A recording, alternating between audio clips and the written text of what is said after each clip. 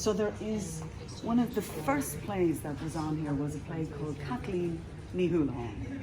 And it's a short play. The first 3 plays that were on opening night were short plays.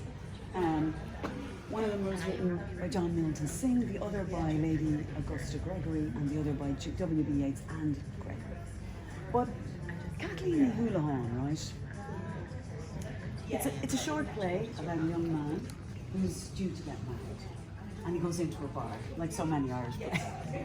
And he's in a bar, and people are asking him about the wedding. And an old woman comes in, she's disheveled and bent over, and she's frustrated. And she petitions the people in the bar to come and help her regain the 4 fields that have been stolen from her. Now, the 4 fields are a metaphor for the 4 provinces of Ireland. And she tries to petition everybody and convince them to come. Over time, Michael is in the bar and he's due to get married in a day or 2 afterwards. And when he leaves the bar, he finally agrees to follow and help her, this old woman. He walks out of the bar and another young man enters the bar. And they ask him, "Did you see Michael and the old woman?"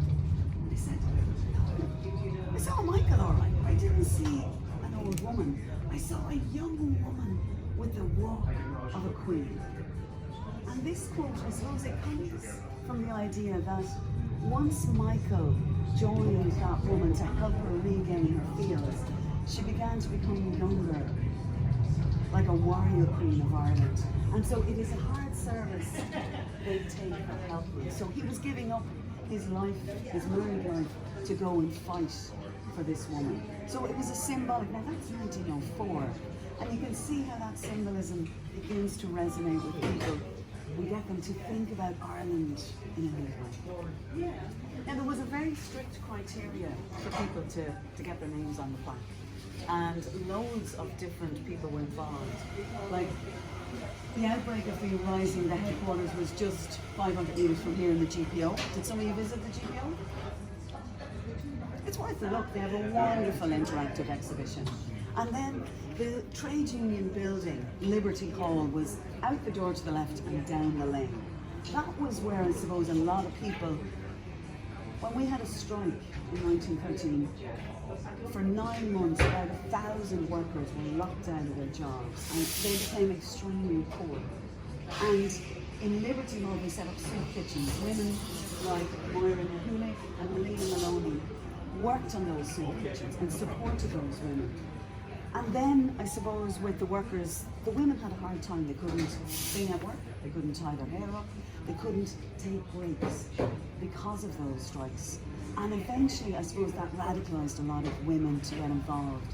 And Helena Maloney, she's probably one that everybody really loves to talk about because she helped down in this building where they printed the proclamation, only 100 were printed. It was said that she had a stack of them and she slept as her pillow the night before the Easter Rising with keeping guard of those. But there's also lovely archival evidence of her performing in Act 1 and 2, going out stage left, down the lane in her beautiful period costume, dressed as an aristocrat, down to the trade union building and giving a talk while Act 3 and 4 are on, and then returning back to stage for Act 5. So she had a sense of moral responsibility. She was a wonderful woman. Now Sean Connery is a man who was an Irish language enthusiast, met a lot of other radicals at these Irish language classes. He was an actor. He had acted just the week previously. He was supposed to act the night of Easter Monday when the Rising broke out. And he led, with Helena Maloney, when 36 people marched from the building around the corner up to Dublin Castle. They got to the gates of the castle and people said they should move on. And Sean Connery opened fire and shot a policeman, the first man to be shot in the Rising. He went and he occupied a building, and by 2 o'clock he actually had got shot dead himself. And Helena Maloney was the person with him when he died. So Sean Connery, I suppose, is the first person to take a life, but he's also the first rebel to lose his life during the time.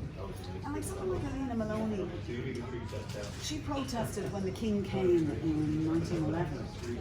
And she protested as well and got arrested. So they see her as one of the first people to be arrested for political agitation leading up to the Rising.